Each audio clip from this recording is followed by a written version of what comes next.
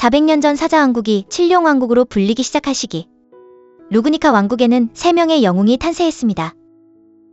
일찍이 존재했던 대제의 이름을 내건 6인의 마녀를 전부 죽이고 세상의 절반을 집어삼킨 질투의 마녀를 봉인한 3명의 영웅, 검성 레이드 아스트레아, 신룡 볼카니카, 현자 샤울라. 사람들은 그들을 사냥거리라 불렀습니다. 초대 검성이 거둔 수백 년 전의 업적, 그 공적을 기려 왕국은 아스트레아 가문에 왕국의 검이라는 역할을 부여했고, 이는 검성의 가호와 용검이라는 상징과 함께 대대로 계승되는데 사람들은 계승받은 이를 검성이라 불렀습니다. 이것은 나츠키 스바루라는 소년이 이 세계에 전이되기 61년 전의 이야기. 당대 검성이었던 프라이벌반 아스트레아, 그의 형인 벨톨 아스트레아와 아내인 티슈아 아스트레아 사이에서 딸이 태어났습니다. 테레시아 아스트레아. 여기서 훗나 더해지는 반이라는 칭호를 덧붙이면 왕국의 가장 끔찍한 내전을 끝낸 영웅의 이름이자 검의 귀신을 사랑한 여성의 이름이었습니다. 어린 테레시아는 어느 날 문득 알아차렸습니다. 자신이 남들과 다르다는 사실을 말이죠. 테레시아는 사신의 가호의 보유자다. 그녀가 타인에게 입힌 상처는 결코 아물지 않는다. 그녀의 목숨이 끊어지지 않는 한 영원히. 가호의 힘을 자각한 순간 어린 테레시아는 공포를 느꼈고, 이때 그녀는 스스로에게 맹세했습니다. 결코 이 가호의 존재를 알리지 않기로 말이죠. 의식하며 남에게 상처를 내지 않도록 노력하는 테레시아. 하지만 위험은 일상 곳곳에 존재하고 있었으며 그녀의 가호는 돌발적인 사고나 무의식적인 행동에도 차별을 두지 않았습니다. 중에서도 가장 큰 난관은 바로 검술 훈련이었죠. 대대로 검성을 배출해온 아스트레아 가문에서 검수련은 필수였으니까. 아스트레아 가에서 태어난 인간은 남녀 불문하고 검과 무관한 인생을 사는 것이 허락되지 않았고, 테레시아는 틈만 나면 핑계를 대며 수련을 피하고자 했습니다. 어느덧 가족들도 그녀에게 검을 쥐어주길 포기했죠. 그래도 괜찮았습니다.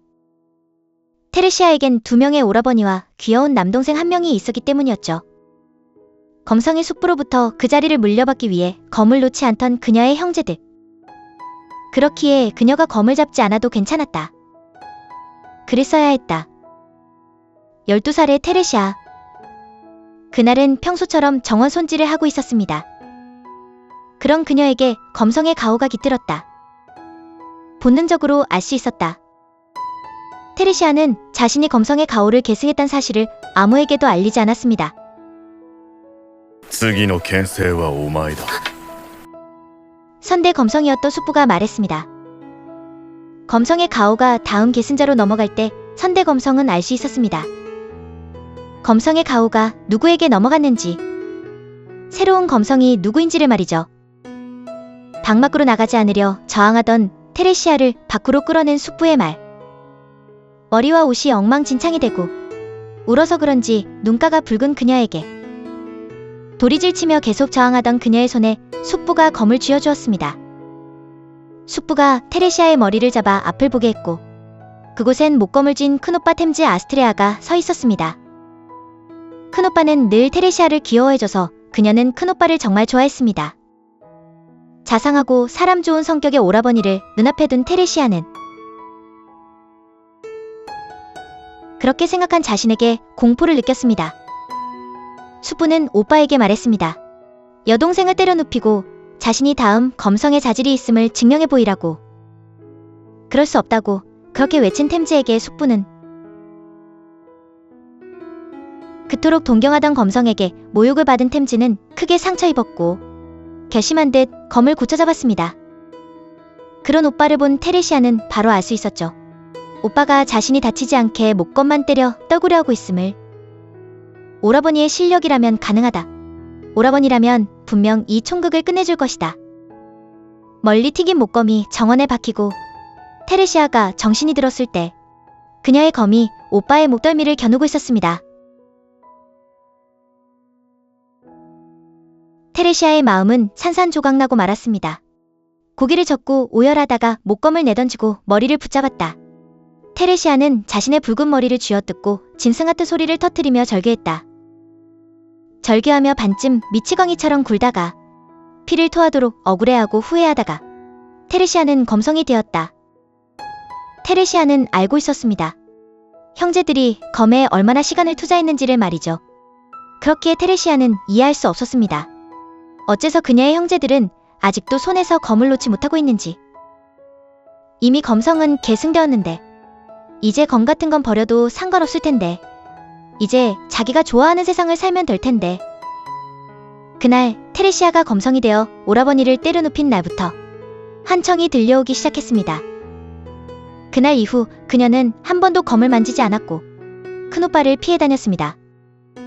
작은오빠도 남동생도 부모도 숙부도 아무랑도 얼굴을 마주치지 않으려 했습니다. 네멘디스는 대대로 아스트레아를 섬기는 가문입니다. 아스트레아 가문의 아이들과 마찬가지로 네멘디스 가문의 아이들도 어릴 적부터 검 실력을 갈고 닦았죠. 네멘디스의 자녀들 중 우수한 검사는 검성의 시종의 소임을 맡게 됩니다. 테레시아가 검성이 된 지 한 해가 지났고 13살이 된 어린 검성에게도 네멘디스의 아이가 시종으로 붙게 되었습니다. 캐럴 네멘디스, 테레시아보다 한 살 많은 언니였습니다. 첫 만남은 별로 좋지 않았을지도 모릅니다.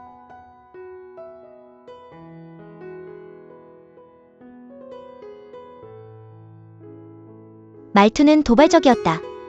테레시아는 캐럴이 자신을 의심하고 있다는 사실을 알았습니다. 자신이 검성으로 불릴 만한 실력이 있는 건지를 말이죠. 그녀는 한 번도 캐럴 앞에서 검을 쥔 적이 없었습니다. 테레시아가 지닌 사신의 가호. 아주 가벼운 상처라도 그녀가 입히면 영원히 아물지 않는 치명상이 된다. 테레시아는 무서웠습니다. 그래서 그녀는 캐럴의 청을 늘 거절해 왔습니다. 하지만 검사로서 자부심이 있던 캐럴에게 테레시아의 인상이 좋게 보일 리 없었습니다. 허울만 양호한 주종관계였던 두 사람. 그 관계가 크게 바뀐 건 두 사람이 만난 지 2개월가량 경과했을 즈음이었습니다.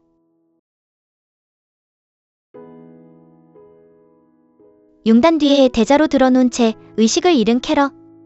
바로 테레시아 본인이 저지른 짓이었습니다. 혹시 캐럴이 크게 다친 게 아닐까? 평생 사라지지 않을 상처를 입힌 게 아닐까 하고 그녀는 공포심에 사로잡혔습니다.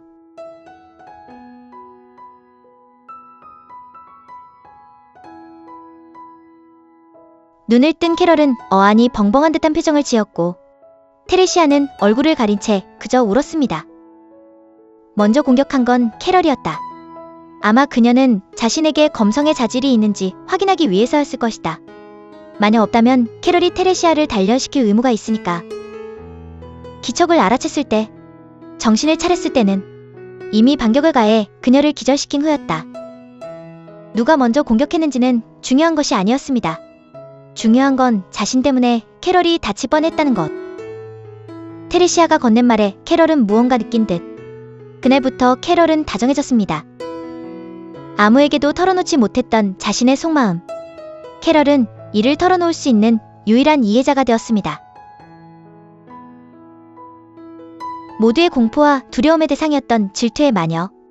그 존재가 원인으로 400년 이상의 세월 동안 왕국에는 아인족에 대한 차별의식이 깊게 박혀있었습니다. 이는 암묵적으로 인간과 아인이 깊이 관련되지 않음으로써 균형을 이룰 수 있었죠. 아인족 상단과 국경 경비대의 충돌, 상단의 계멸과 아인족의 봉기, 사소한 갈등에서 시작된 만큼 왕국은 이를 크게 문제 삼지 않았습니다. 여느 때와 같이 금방 꺼질 불꽃이라 여겼고 심각한 상황임을 눈치챘을 땐 이미 사나운 화마가 칠룡왕국을 불태운 후였습니다. 1년간의 고군분투로도 아무 성과를 올리지 못한 왕국은 왕국의 최고 전력 검성에 투입을 명했습니다. 테레시아의 나이는 13살이었습니다. 검성의 존재는 왕국민 모두의 마음에 지지되었고 어린 검성의 첫 전장에는 많은 병사가 지원했습니다. 검성만 있으면 아무 문제 없다고 신뢰를 받을 때마다 그녀의 마음은 금이 가고 있었습니다. 그녀의 첫 출진에 함께한 큰오빠 템즈. 그녀에게 오라버니와의 대화는 거의 2년 만이었습니다.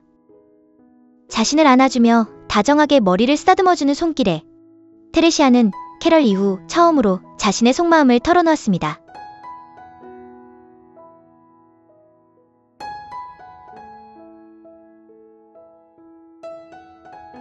그녀는 한탄했습니다. 이토록 자신을 사랑하는 그에게 총애를 주지 않은 검신에게 말이죠. 그래서 테레시아는 오빠를 의지했고 큰오빠는 테레시아가 있는 본진을 지키다가 전사했습니다. 테레시아는 한 번도 검을 휘두르지 못했습니다.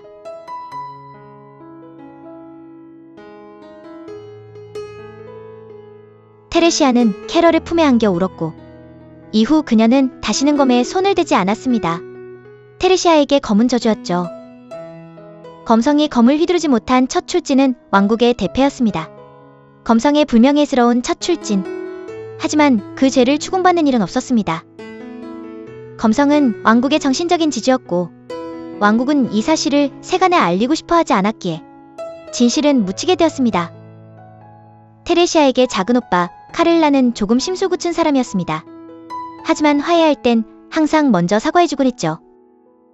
남동생 카질레스는 겁이 많고 울음이 많은 아이였습니다. 어릴 때 항상 자신에게 붙어있어 귀여웠죠.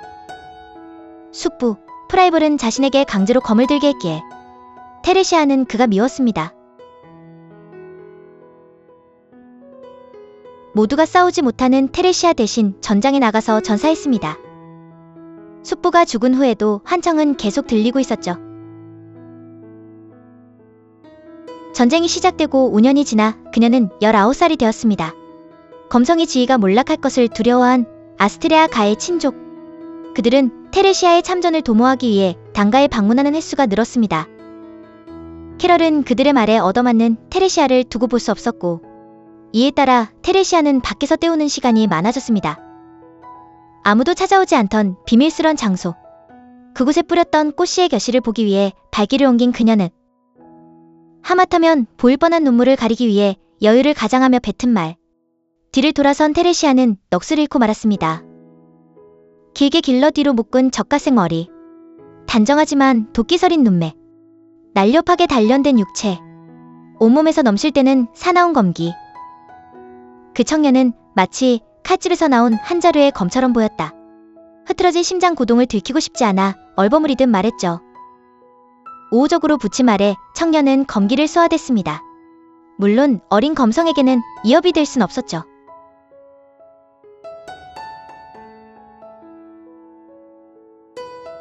또다시 심장 고동이 흐트러지는 것을 느꼈다. 사나운 말로 대꾸하던 청년에게 장난스레 응수했습니다. 그녀는 청년에게 자신이 심었던 노란 꽃밭을 보여주었고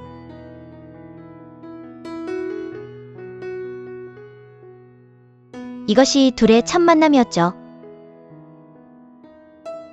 따로 약속을 나눈 것은 아니었습니다. 돌계단에 앉은 테레시아가 꽃밭을 바라보고 청년은 검을 휘두른다.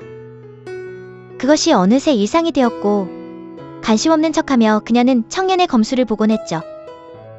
청년의 검물을 보며 자신의 뺨이 뜨거워진 것을 느꼈습니다. 테레시아는 어떤 명검, 보검, 마검이든 자유롭게 다룰 수 있었다. 테레시아가 자유로이 다루지 못하는 한 자루의 강철은 저 남자뿐이었다. 그날의 청년은 어쩐지 전보다 기기가 도는 느낌이었습니다.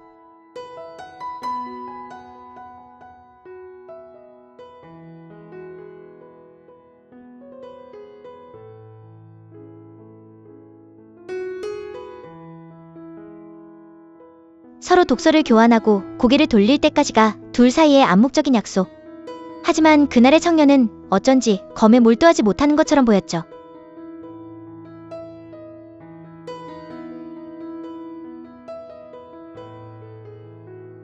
청년의 대답은 없었고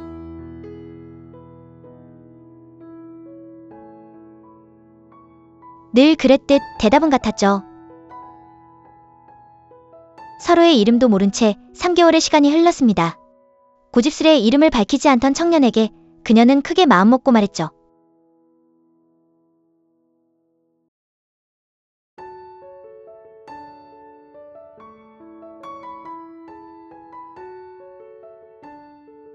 영문을 모르겠다는 듯한 청년에게 답답한 마음이 들던 도중 청년은 고민하는 듯하다 말했습니다.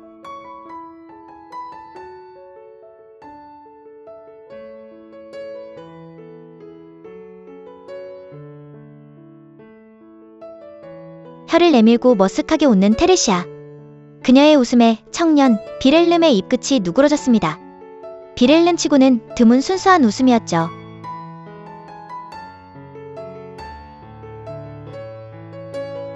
늘 같은 질문에 같은 대답. 평소라면 거기서 끝났을 질문이 그날은 거기서 끝나지 않았습니다.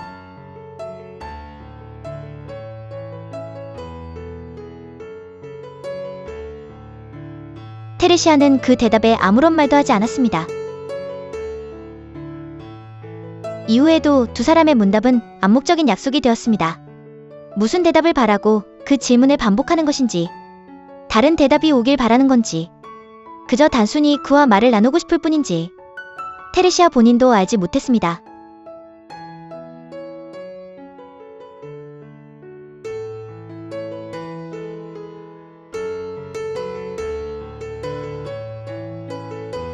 검을 휘두르는 빌헬름이 괴로워하고 있다는 사실을 보기만 해도 알 수 있었습니다.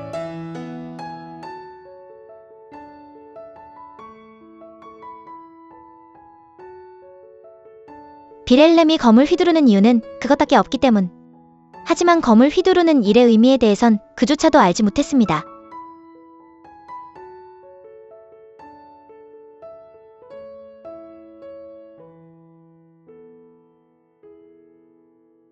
그날은 테레시아가 먼저 광장에 도착한 날이었습니다. 이제 그녀 스스로도 무엇을 목적으로 이곳에 발길을 옮기는지 알 수 있었죠. 그에게 뛰어가려던 그녀는 발을 멈출 수밖에 없었습니다. 눈을 부릅뜨고 입술을 달며 손바닥으로 얼굴을 가리는 빌헬름. 남과의 관계를 거절해온 테레시아는 남을 구하는 법을 알지 못합니다. 상처 입히는 게 두려워 남과 접촉을 피해왔던 그녀는 지금 손을 뻗어 얼굴을 가린 빌헬름의 손을 잡고 있었습니다. 상처 입히는 것은 무섭다. 하지만 이대로 그를 잃는 쪽이 훨씬 더 무섭다.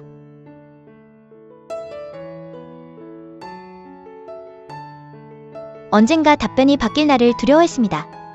바뀌지 못하는 그녀를 두고 모두가 앞으로 나아갔듯 빌헬름도 떠나 또 외톨이가 될까봐. 그렇지 않았다. 그저 바뀌는 이 남자가 사랑스러웠다. 틀림없이 이 물음에도 다른 답변이 나올 것이다. 빌헬름은 내밀던 테레시아의 손을 맞잡았고 서로 아무 말도 하지 않고 바라만 보고 있다가 테레시아는 미소를 지었고 빌헬름은 처음으로 그녀에게 지심에서 우러나온 미소를 보였습니다. 빌헬름의 첫 미소를 본 이후 암묵적 약속이었던 질문과 대답은 오가지 않았습니다.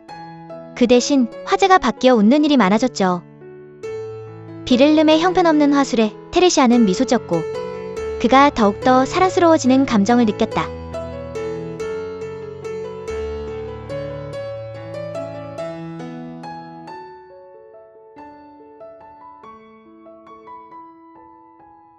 서로 마음이 통할 거라 여기는 동시에 그녀는 이를 행동으로 옮기진 않았습니다. 때문에 테레시아는 또 실수하고 말았습니다. 빌헬름과 말을 나누고 평소처럼 헤어진 지 몇 시간, 밤하늘에 구름이 끼고 꽃밭조차 보이지 않을 때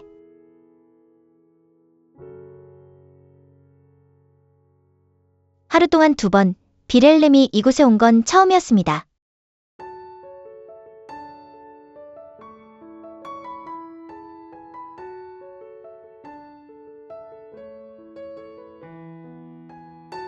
갑자기 말문이 막힌 빌헬름.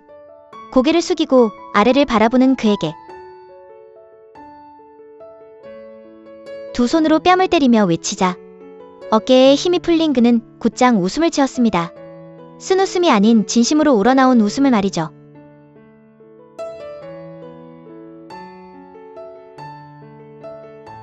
독서를 주고받고 곧바로 웃음이 올라왔다. 전쟁의 불길에 휩싸인 고향을 구하러 빌헬름이 단신으로 전장에 몸을 던졌다. 캐롤로부터 그 보고를 들은 순간 테레시아는 자리에 주저앉았습니다. 빌헬름을 만난 이후 들리지 않았던 한 청, 참으로 오랜만에 듣는 목소리였습니다. 어느새 그녀 스스로 환청과 같은 말을 입에 담고 있었습니다. 지금까지 그녀가 싸우지 않아 많은 사람들이 희생됐습니다. 그렇지만 그만은 빌헬름만은 못 넘긴다. 그 검은, 그 강철은, 그 사람만은 나만의 것이니까. 전장에 도착했을 때 전선은 이미 붕괴된 상태. 절규가 오간 공간에서 그녀는 비렐름을 찾고 있었습니다. 필사적으로 전장을 뛰어다니다 흔적을 발견했을 때 그녀는 이미 땅을 바창 후였습니다. 이제 아무것도 안 들린다. 손에 든 장검을 휘둘렀다. 가볍다. 소리 없이, 아예 충격조차 없이 아인의 목이 쉽사리 날아갔다. 다가오는 적의 공격의 궤도가 전부 보인다. 신기하게도 어느새 공중에 하얀 선이 보였고 하얀 선을 그을 때마다 아인들이 양단되고 피보라가 일었다. 검성의 가오와 사신의 가오가 폭발한 순간이었다.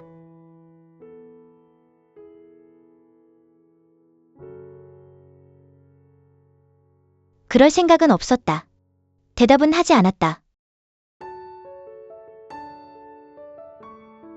그는 손가락 사이에 낀 검을 힘으로 거두고 다시 휘둘렀다. 피하고 다리를 걷어차 넘어뜨렸다.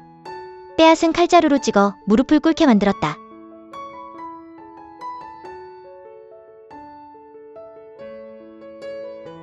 이 사륙의 힘으로, 이 저주로 남을 지키겠다고, 비렐름을 지키겠다고 그녀는 맹세했습니다.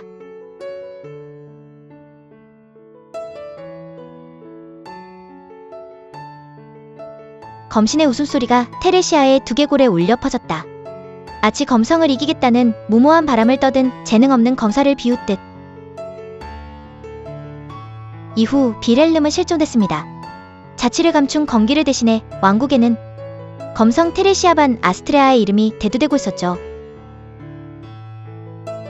2년의 세월이 흐르고 오래도록 이어진 왕국 내전이 검성의 손에 끝났습니다. 타인을 해치길 두려워했던 수녀는 1000명의 목을 떨어뜨렸고 테레시아 반 아스트레아는 영웅이 됐습니다. 영웅이 된 테레시아를 주역으로 한 기념식전이 열렸습니다. 식전회장으로 이동하던 도중 그녀는 발길을 멈췄습니다. 남색 머리카락을 지닌 오드아이의 여성. 마치 테레시아를 기다리고 있던 듯 했습니다.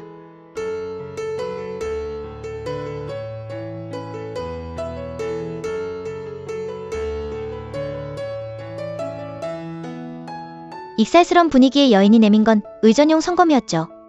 마치 자신이 할 일은 끝났다는 듯 떠나는 여인. 떠나는 뒤쪽에서 그런 목소리가 들린 듯 했습니다.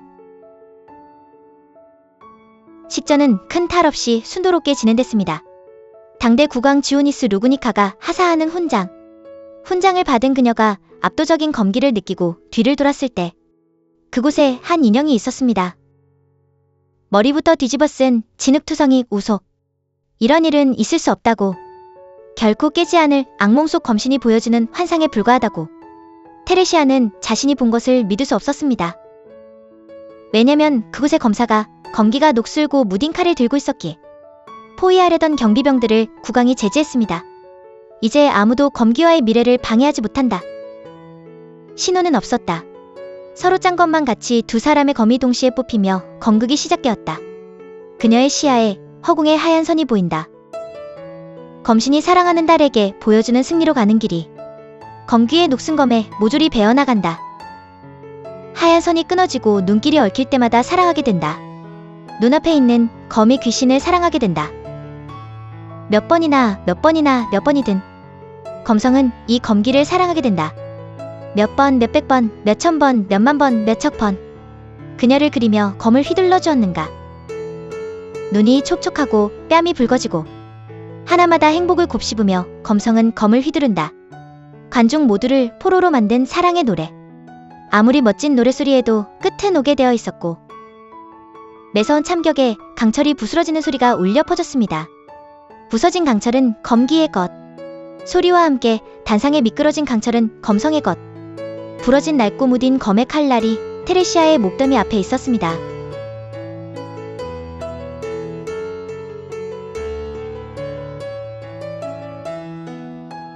아름답게 치장된 검성이 투박하게 벼린 검기에게 패했다.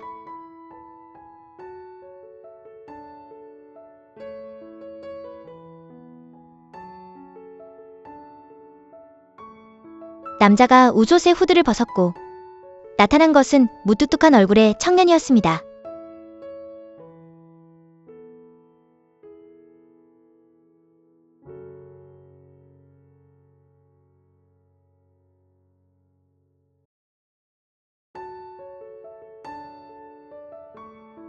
드리밍검의 손을 얹고 그녀는 앞으로 한 걸음을. 넘쳐나온 눈물에 테레시아의 푸른 눈동자가 반짝였습니다. 미소 짓는 그녀는 두 사람만의 미래의 약속을 입에 담았습니다.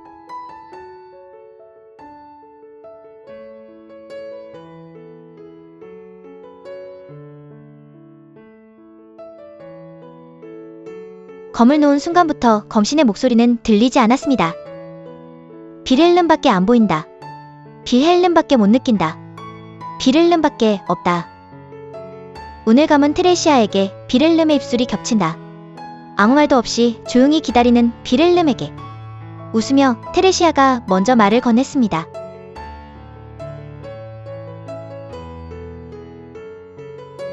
무뚝뚝하게 대꾸하며 고개를 휙 돌리는 빌헬름.